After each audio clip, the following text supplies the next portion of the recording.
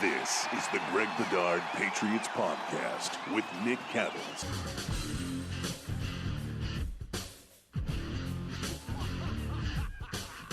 Well, that was fun. Of course, now we talk about the New England Patriots, the 1 seed in the AFC as they head to their bye week after beating Buffalo on Monday night. A lot of thoughts on this game. Greg, let's start here. In the preview, you talked about how the Bills were constructed to beat the Patriots, except for 4 swing spots. So let's circle back to that, and let's break down each of those swing spots and see how Buffalo did. We begin with the crying, whining Sean McDermott.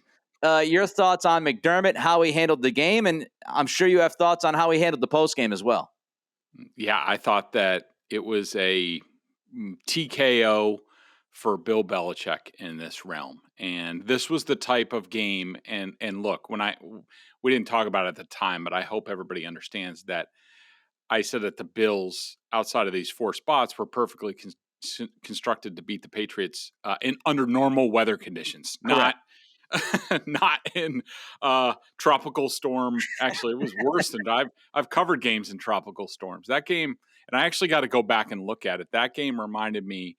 The only other comparable game that I've covered, and of course I started covering the Patriots in 2010, was 2007, Brett Favre's final season in Green Bay. They went to Chicago, and that wind was worse outside the stadium going into Soldier Field than it was. And it was sunny, and it was cold, and I remember Brett Favre after the game, Brett Favre, Iron Man, all-weather hero, saying, "I'm not going to lie, it was cold as hell." and I got to go back and look at the stats because I remember I was so mad at Mike McCarthy that day because he just kept like shotgun spread. He was throwing the ball in that weather. And I think they ended up losing to Kyle Orton and the Bears that game, the year that they went to the NFC Championship game. And it just shows you how coaching matters. And it mattered huge on Monday night that Bill Belichick knew before anything even started exactly what kind of game it was going to be, how he was going to have to manage the game. And then in the game, he was going to have to make some adjustments, him and Josh McDaniels. And they did that great. Whereas the Bills they could not get a handle on anything. I mean, Sean McDermott, and we talked about it on the podcast last week about McDermott and about how for some reason the Patriots bring out the worst in him. He loses his stuff all the time. It trickles down to the team. It affects the team. This was that on steroids.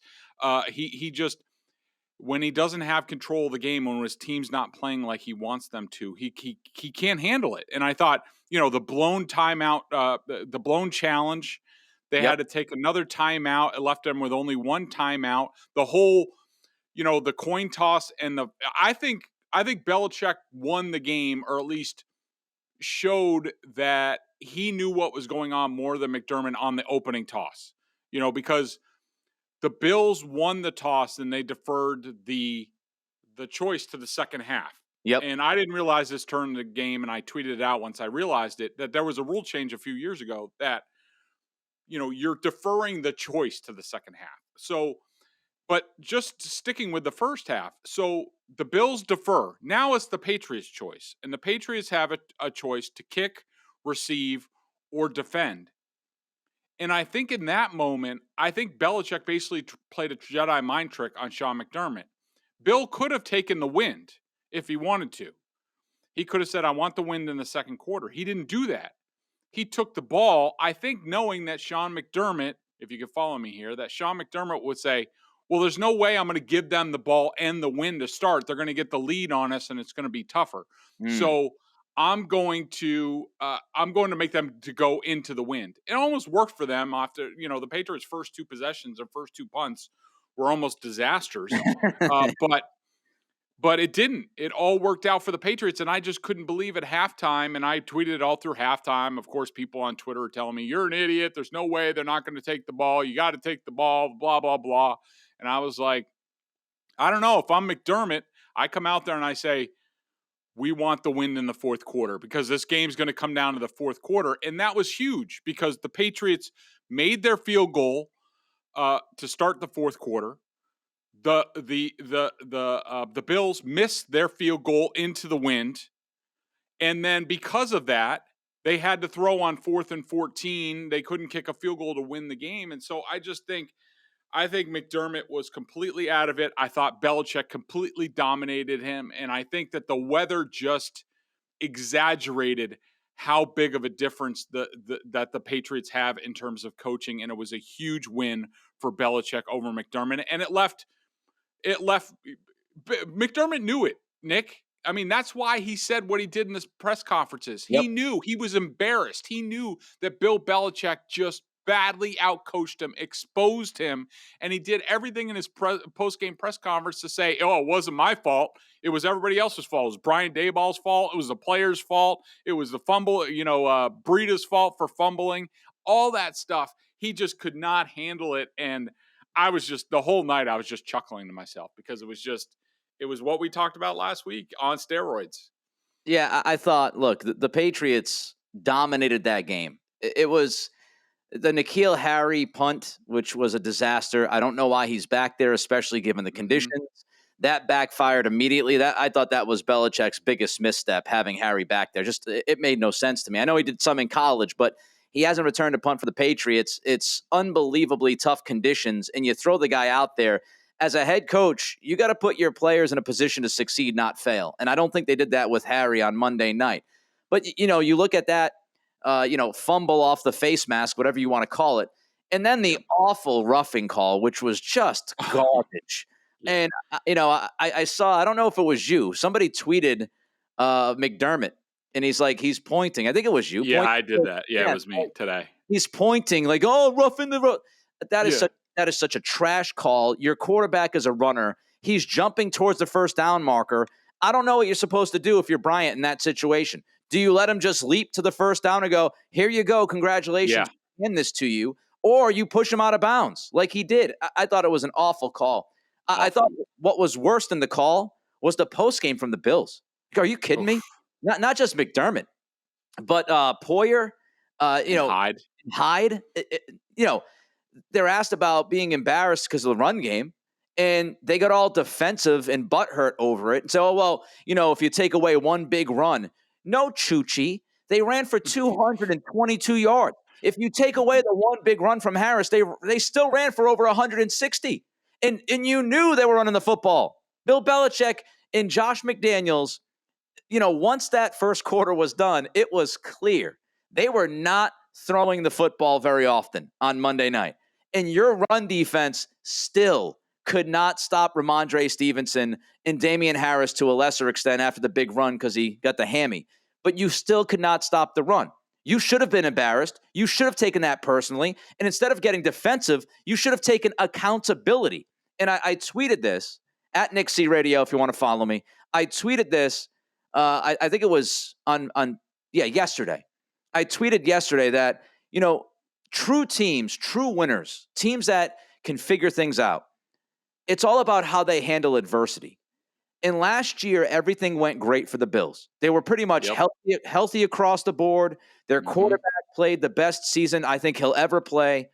Everything went great. Patriots had a down year, Cam Newton, all that stuff. And we talked about it, Greg, last week. When the Bills won in Buffalo last year because Cam fumbled, Sean McDermott's throwing a parade. Guys are doing cartwheels on the field. If you could drop confetti, they should have dropped confetti. Seriously. And now this year you lose, and it's just a bunch of whining. Like, you have to handle adversity. You've got to take – if you're Sean McDermott, what do we always hear Belichick say? And he's not some, great media guy as we know. But Belichick, 99.8% of the time, will always start after a bad game. It starts with me. It starts with the coaching staff. We have to coach the players better. And like you said, McDermott's out there pointing fingers. I thought it was an absolute embarrassment the way they handled that postgame. And I honestly can't wait to see what happens in a few weeks when they play again at Gillette, when the Patriots will actually probably throw the football. I can't wait to see how they all react to that. The other swing spots. Josh Allen, what'd you think?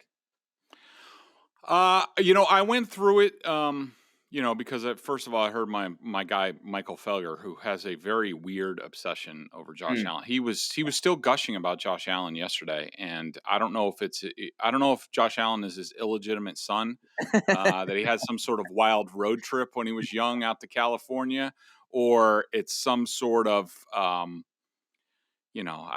don't know, some sort of physical attraction to Josh Allen. But I went through it and I said, you know what, for craps and giggles, I'm gonna grade him like I would Mac Jones. And I went through it. And I had 5+ plays, and some of those weren't even completions, like the throw to Stephon Diggs that he dropped in the end zone. But look, you gotta factor in the elements in this thing. Like receiving a ball, like all right, it's one thing to throw it, but it's another thing to the ball's probably bouncing up and down. Like that's why you're not throwing it deep in those conditions. Like a lot of stuff can go wrong. And I had him for 11 minus plays, including 3 turnover-worthy plays. Woof. Look, I thought he played fine. I did not think he played bad. Considering the elements, I did not think he played bad. But a few things. I cover Brett Favre. Brett Favre does not lose that game. And those conditions are exactly why you have Josh Allen. There's strong winds. He can throw it through a wall. He can run the ball. He's big. He's strong. He's everything you want on a game like that. He's basically the bizarro Mac Jones. Like whatever Mac Jones isn't, Josh Allen is. And he's designed to excel or at least be the best player on the field in a game like that. And I didn't think he was. I thought, I'm sure Felger will say, well, he made some great throws in that weather. Yeah, you know who else would? Jeff George. And Jeff George might have won that game. Jeff George could throw it through a wall too. But that doesn't mean he's a good quarterback. He left the pocket early and missed open guys like 6 times, trying to make a hero play. Terrible plays. He screwed up the first drive of the second quarter. He had a delay of game on 2nd and 9. All of a sudden, it's now 2nd and 14. The sack was his fault. Made a great throw on 3rd down, but it was too little too late. Terrible final 2 plays of the final first drive of the 3rd quarter. Missed an open guy on 3rd down because he was trying to be the hero. Taking the 2nd and goal sack with 8:18 left. I think that's when he was sacked by his own guy. Look, nobody was open. I understand that. But throw it out of the back of the end zone and live on the next play. Taking the sack, that's 9 yards. That led to the missed field goal. Like, that's being a quarterback. That's managing the game. I thought he had 3 minus plays on the final drive. I thought he rushed the back shoulder throw to Stephon Diggs. That was a beat too early. And it was high. Of course, the weather factored into that. And then the final throw, I think Cole Beasley is the much easier throw there. He doesn't do that. And then if you watch it from the coach's film from behind, that throw to Stephon Diggs, he tries to throw a touch pass. Like, you got to know what the conditions are. And how am I going to have to throw this ball? Where can I throw that type of ball? He can't throw it to Diggs. He's got to throw a line drive pass. And what he tries to do is he tries to throw a touch pass where Diggs can go and get it. And you watch it on the coach's film. The wind knocks it straight down. That's why Miles Bryant almost intercepted it. Instead, he should have said, I need to throw a bullet pass. Cole Beasley is the right play. I just did not think he played that well. And, of course, the Patriots, I think their decision to throw only 3 passes in the game and, 2 came in the 4th quarter, I think, was indicative of what they thought of Josh Allen. That they were like, you know what? The Bills are going to screw up. Josh Allen is going to screw up on a day like this. They do that on a normal day. They'll do it on a day like this. We don't have to do anything. I thought that decision was an indictment on Josh Allen, and I thought the way the game played out was totally proved that. All right, quickly before we tell the lovely people about betonline.ag, the Bills' offensive line, your quick recap, those guys? Yeah, I mean, look, going through it, the game that Devon Godchaux had the most dominating game probably since, I want to say, Vince Wilfork. I think it was a Ravens game in the playoffs. Devon Godchaux owned the game. And look, I like Devon Godchaux. He's not that good. We talked about Mitch Morris last week on how bad he is at center and about how Devon Godchow and Carl Davis could win that matchup, and Godchow just completely owned that matchup. Their offensive line was terrible all over the place. The Patriots did a really good job up front, and then the fourth one that I pointed out, the mismatch, and where the guy had to play good was Tremaine Edmonds. I did it again. I spelled it You did. Edwards again. You God did. damn it. But you just look at the two biggest runs, in my opinion, that the Patriots had in the game. The touchdown run, Edmonds is completely runs himself out of the play. And then the Yep. other big one, and they even broke this down also, I didn't see this till after the fact. I broke down 2 running plays on my 3 plays to a victory. The Damian Harris touchdown, and then to me, the Ramondre Stevenson 10-yard run on 2nd and 9 at the end of the third quarter was probably the second biggest play. The third one was probably the Jonnu Smith catch, because both of those last 2 plays, the Smith catch and the Stevenson run, flipped the quarter. If the Patriots come up short, if they don't get anything on those plays, the Bills probably call a timeout. The Patriots have to punt into the wind, and it's a little bit of a different game. The Patriots convert there, it flips to the next quarter and gets them the win behind them, and they both yield field goals. And I thought the Stevenson 10-yard run off tackle, that's another play where Edmonds and also Milano just they don't go over the top, they don't scrape over the top, they get caught up. It was just Tremaine Edmonds was not good in this game. He was completely exposed, like I thought the Patriots would, and he was a huge reason why the Patriots were so successful on the ground. You bring up the Jonnu Smith catch, and man, that's a sore spot for me. I had a parlay within that game, and I had Damian Harris over, I think it was 51.5 rushing yards. I had Damian Harris as an anytime touchdown score. Boom, 64-yard touchdown. I got 2 of my 3 in the parlay. The last one was Jonnu Smith, 16.5 receiving yards. I took the over. He caught that pass for 12 yards. I'm like, oh, baby, all I need is 5 more yards from Jonnu Smith. And then Mac throws 2 more passes the rest of the night. And I lost out on my bet. Well, Nick, just one thing on that real quick. You know, I watched that play a bunch of times on the coach's film. It was a nice catch the way it ended up. I still have my doubts on whether it was a good catch or not. Like, I think that I think it was another example of Jonnu Smith just like stopping his feet, and like, if he keeps going, if he just keeps running, like, and even he hits the ball like after the play, and I don't know if if that indicated, oh, if Matt gives me a better pass, then I go, or if I catch it better. I think that he stopped his feet again. We've talked about it before. Every time you throw in the ball, it's like you're throwing a baby to him. Like, he stops his feet and like he waits for it. Like, it's the, and I thought that time, I thought he also stopped his feet, but if he kept going, I think it's right there. He turns the corner and he gets your parlay. But then again, that's Jonnu Smith for you. All right, so we have a number of things we got to go through. It's going to be somewhat rapid fire here. Yeah. Greg has a time limit today, so we've got to get all of this in as quickly as we can. Let's just start with the offensive approach. Some people questioning what the Patriots did, having Mac throw only 3 times. Your reaction to that? I just don't understand it. I don't understand these people. And now, these people who say this crap now, when they're yelling at Josh McDaniels, to, what are you doing on third down? It's just ridiculous. They won the game. The game played out exactly how they wanted to. What? It was too close at the end for you? You were afraid of Josh Allen? The Patriots obviously weren't afraid of Josh Allen. They kept giving him the ball back. They knew he wasn't going to score. And if it wasn't for N'Keal Harry's muff, I called it a fumble. And, God forbid, people are like, no, he actually never possessed it. It was a muff. Okay, so there's that.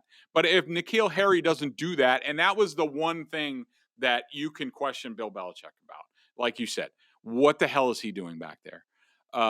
If he doesn't do that, the Patriots win that game going away. And look, Belichick knew what kind of game it was. He knows what he has in his team. I'm sorry, Mac Jones on that night was not going to be a good thing. I mean, the completion to Jonnu Smith, it could have sailed over his head and into somebody's arms. Like, they just knew, as long as we play disciplined and mistake-free, and the Bills keep going with light personnel against them, and they have a personnel advantage, we're just going to keep doing that. So I think those people are absolutely crazy and you still hear people calling in the sports talk radio like, why did they throw here? Why did they do that? Like, just shut up. They won the game. That's all that matters. Just shut up. I do think they could have thrown a couple of more times in certain situations, but look, they won the game. Overall, they did what they needed to do to win the game on the road against a team that is a division rival. They kept their 1 seed. It worked, right? So even if I did not think that it was always the right thing to do, it worked. So at that point, I have to shut up and say they're the 1 seed going into their bye. The analytics crowd, they have trouble with a game like this, Greg. What do you have to say to the analytics peeps?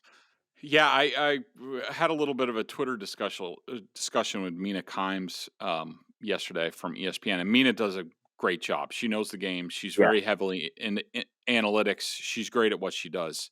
I just think sometimes she gets a little bit too much into the analytics, and the analytics crowd doesn't understand this game. Like they can't compute like that. Basically, they're like, well, the Patriots could have made better choices, but it was just the Bills screwed up. They don't understand that that's all part of the decision making. Like, no chart tells you Belichick went into this game and he's like, Josh Allen, Sean McDermott, those guys, they are going to make mistakes. I know they are going to make mistakes. I don't have a chart that's going to show you that because this is unprecedented, these conditions. But that's what I think is going to happen, and that's how I'm going to measure the game. That, the Bills make mistakes and left plays on the field. That was all part of the calculation for Bill Belichick. And it was anybody who knows football who doesn't just look at a spreadsheet and see like, oh, well, this is expected points per pass or whatever, all that crap. Like, if you went into that game, you're thinking, all right, well, the Patriots are the more disciplined team. They don't turn the ball over. Like you said, in our preview pod, the Bills had turned the ball over like 11 times in their last 4 games or something like that. And that's in good weather conditions. And they just, this is one of those games. I love these games where it's just, it just sidelines the analytics people because it doesn't compute for them. None of it. They don't understand that it's a lot of this game is feel, it's human emotion, it's the elements, it's things like that doesn't show up on a spreadsheet. Bill Belichick, the GM, has been criticized recently, over the past couple of years. Not so much this year because, of course, they're winning. They've had a couple of good drafts in a row. But Belichick has structured this roster in a certain way. And, Greg, you thought that made a big difference on Monday night. Yeah, I did. I thought that this was a huge win for Belichick's roster construction. And I was trying to think if I had any real issues other than like Dietrich Wise, who, yeah, he was in the game, but he really didn't do much in the game. A few things here and there. But I was trying to think of, and look, I've been critical sometimes of Belichick's choices, especially, in regards to special teams and some of the guys he plays.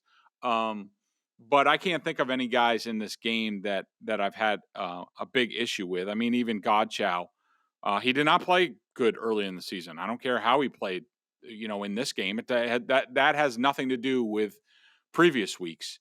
But I thought that Belichick's and something listening to Mike Lombardi's podcast, it sort of reminded me of this, that he talked about, matchups and being able to, construct your roster in a different way. Like and this was before the Patriots Bills game. So he recorded this on Monday before the game. And he talked about how, wide receivers, you need to construct almost your room as like a basketball team. You need a point guard, you need a shooting guard, you need a power forward, you need a center and stuff like that. And I think Belichick, look, Lombardi worked for a long time for Belichick. He believes the same sort of things. And I think that the Patriots' ability to, before this game, call up like Daniel Ukulele or whatever that guy's name is, who had a sack in the game. I had no idea who that was when he made this. I know. When he made the sack, I was like, who the hell is 95? Yeah.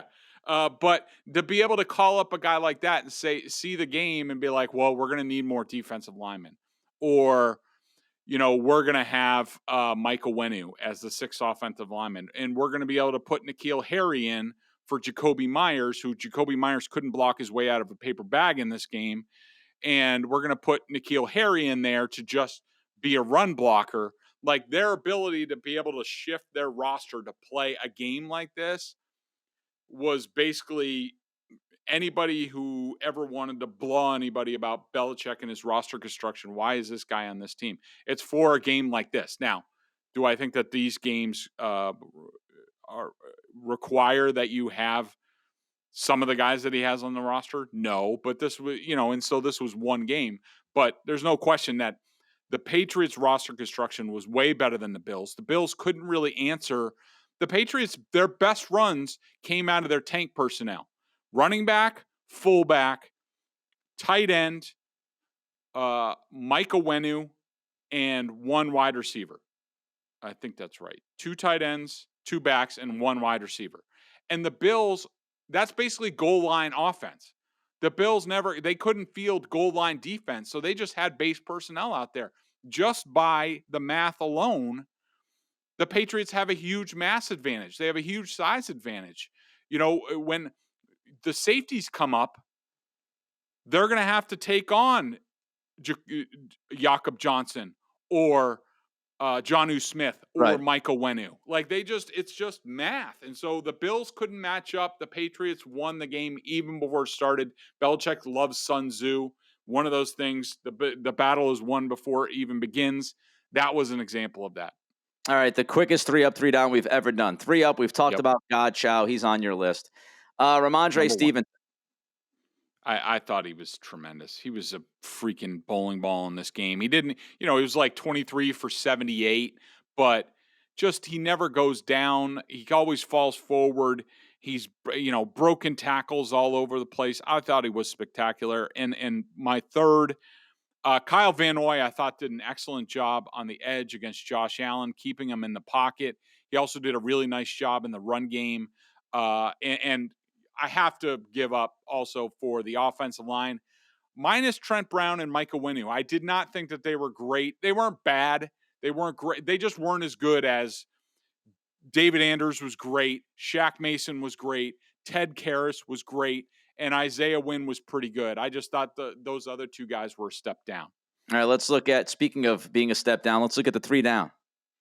Yeah, a lot of people are going to say, oh, N'Keal Harry's just a great blocker. Look, it's all size. It's only if you gave Jacoby Myers N'Keal Harry's size, he would probably be a better blocker. He was okay blocking. He also missed some blocks. And, of course, the muff was the biggest thing in the game. Myers was my second down. He could not block in this game. He could not hold up physically. I think that's why part of the reason why they went to N'Keal Harry and those formations.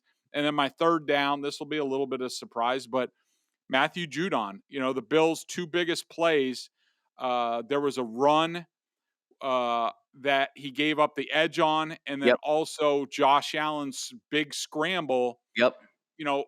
Kyle Van Noy was perfect on the other side of the field against all that stuff. Matthew Judon was not. It could have cost the Patriots. Luckily, it didn't. He did he have a sack? I think, he did have a sack, but that was a coverage sack.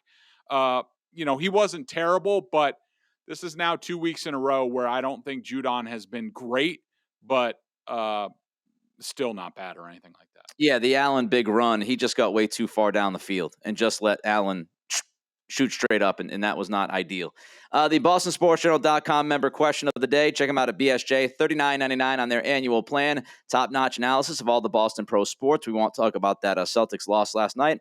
You also, if you're a Pats junkie, which you are listening to this pod, membership at BSJ gives you access to a ton of video analysis that Greg does on the coach's film and direct access to him in weekly chats. Greg, does this approach that we saw on Monday night say anything to you about Mac Jones? Not really. I'm not ready to say that. We don't know what happened in practice this week. Mac Jones could have had a bad practice, and they said, you know what, we're not throwing it all in this conditions. But I don't think that's it.